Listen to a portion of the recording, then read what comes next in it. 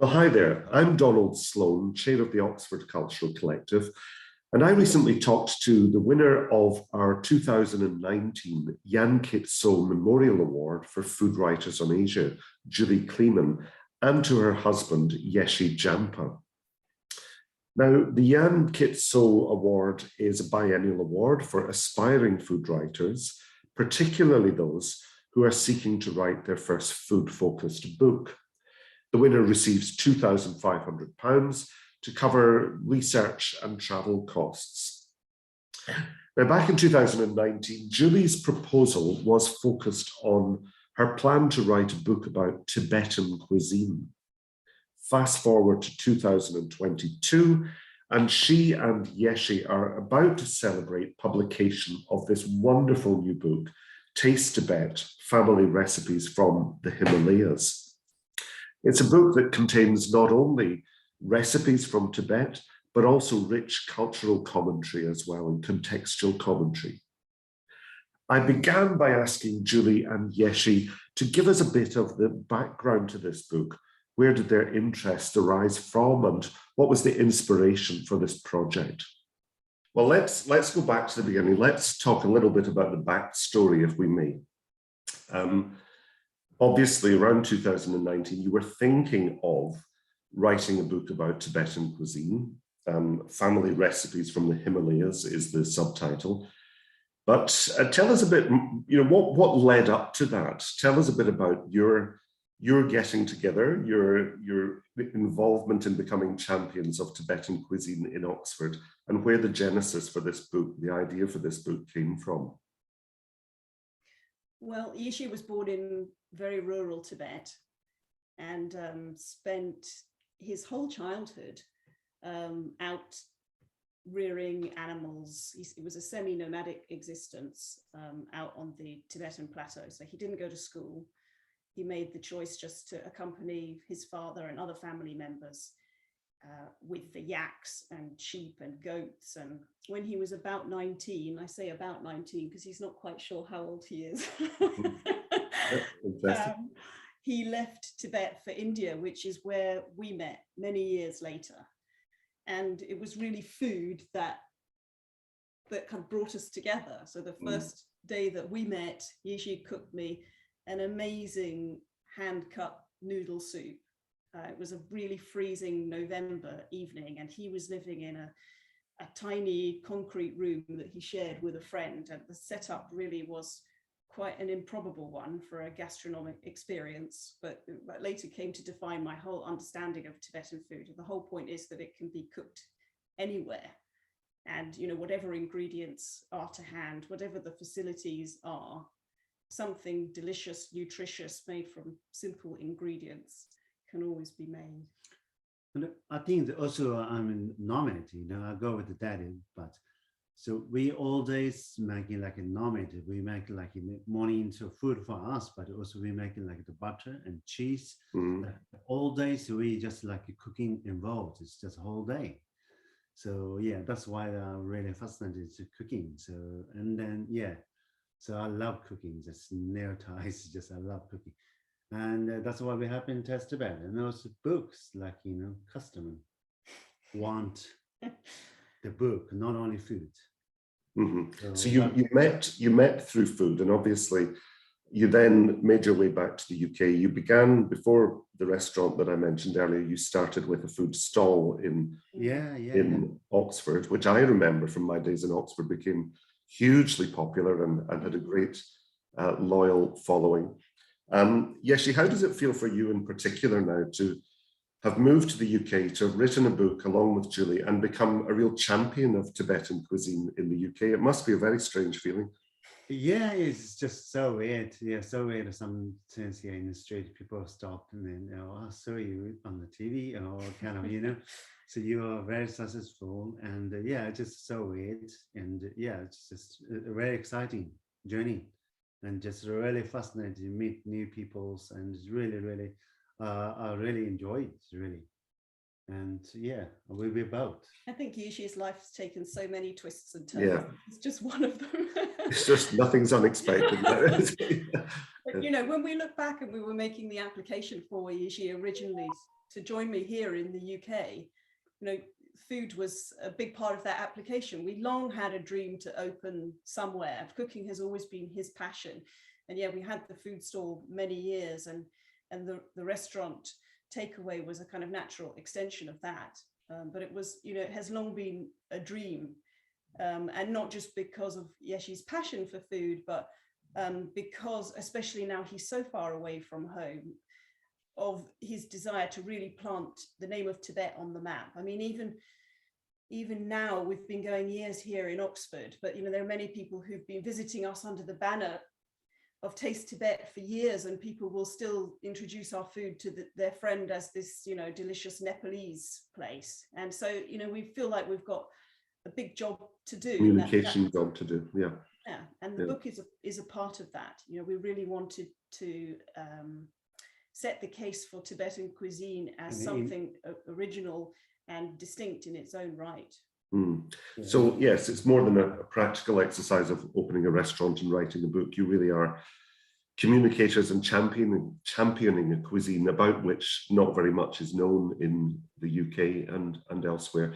Tell me about opening the restaurant, because you progressed from having this food stall when you were both working in other fields. You've opened a restaurant and you've gained a very loyal following, but you opened it during lockdown, which some might have thought was foolhardy. How did you get on with that?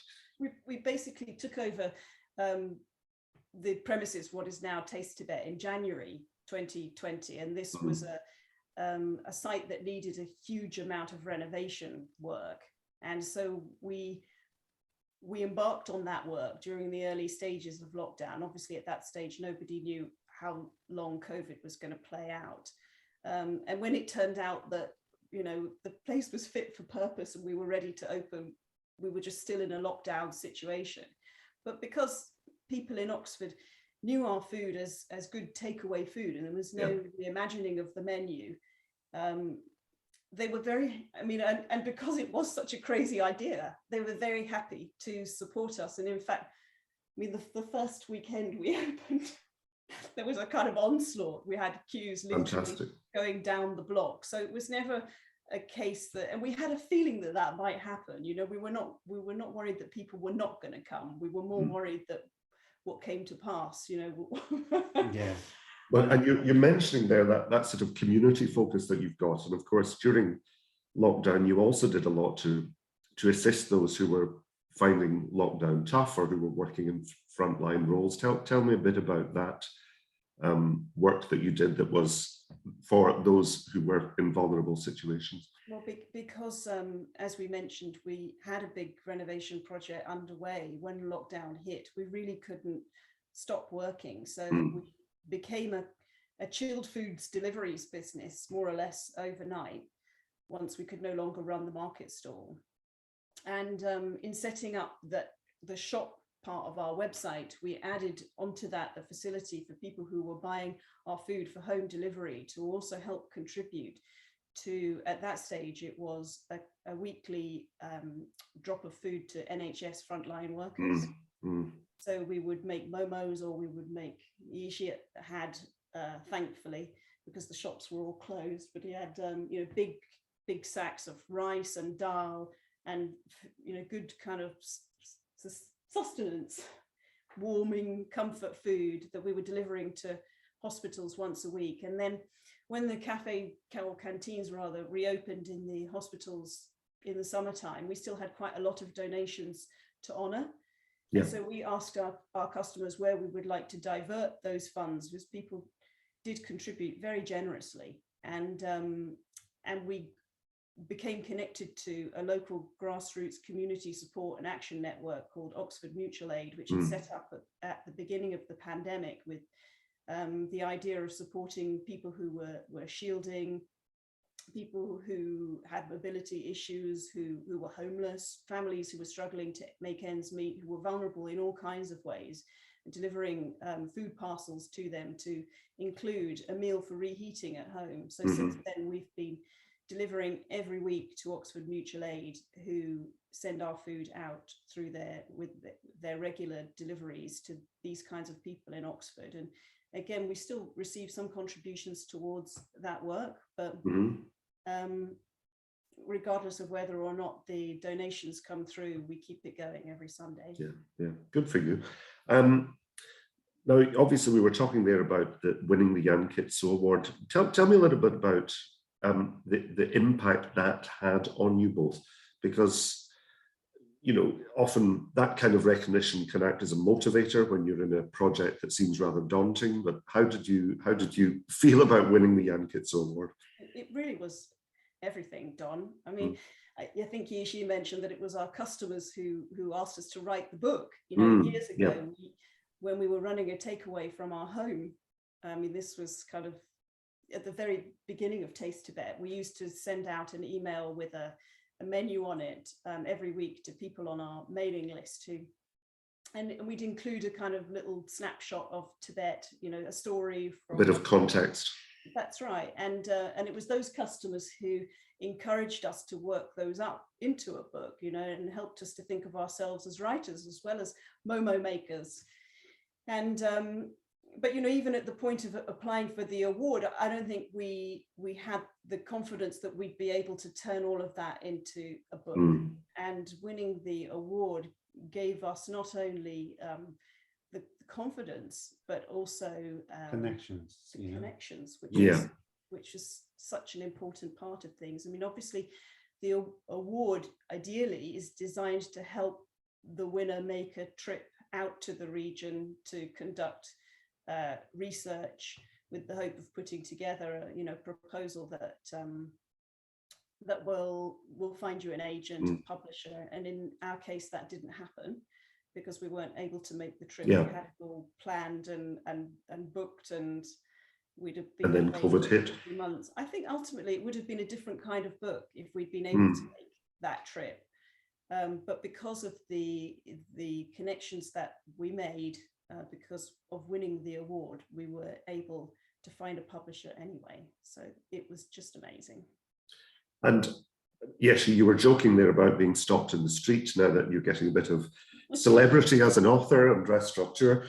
And this is in part because the recognition has kept coming, and you were shortlisted for a BBC Food and Farming Award down to the last 3 in one particular category, street food category, I believe it was, which is incredible recognition. And that was both for your community focused work, but also just the quality of what you are producing through the Taste Tibet restaurant. It must feel like a bit of a roller coaster for you both, starting with one award, but then opening the restaurant and then getting national recognition through the BBC Food and Farming Awards. I mean, what next? What are the plans to maintain this incredible momentum? Yeah, so now the book's coming out, we want to share the culture and spread the word. Spread the word to not only the UK, so we can take that board, and we're so proud. And but yeah, we will work harder. So yeah, that's and customer feedback, and yes, and so we can work harder. We can get more energy. So I think what he's not saying is that he'd love to have lots of Taste Tibets. Yeah. But at the moment, situation being as it is, problems with staffing and everything else, we're focusing on our one restaurant. But the model is quite simple, and having started in street food and understanding how to operate out of mobile units, I mean, that's one option. We have a really well equipped centralized kitchen that is sitting quite empty at the moment, that we'd love to put into full use and send food out here, there, everywhere. I mean, one thing that the pandemic helped us with was to develop a line of chilled foods as well. Yes. So our restaurant is a kind of it's a shop and a takeaway, as well as somewhere you can come to dine in. And many of the people who enjoyed our food when we delivered it as a kind of chilled, reheat at home option during lockdown, come in now just to buy freezer food. So you have different options. So that's another thing that could maybe travel outside of the current 4 walls of the shop. Well, I have absolutely no doubt that whatever you decide to turn your hands to will be, if past track record is anything to go by, an absolutely huge success. One final question for you. As we approach the point in the year this autumn when others will be thinking about entering the Jan Kitso Award, and as you said, specifically for those who are thinking about writing their first book, food-focused book, what would be your advice to them? I feel I was lucky to win the award without actually doing an awful lot of research into what cookbooks were already out there. And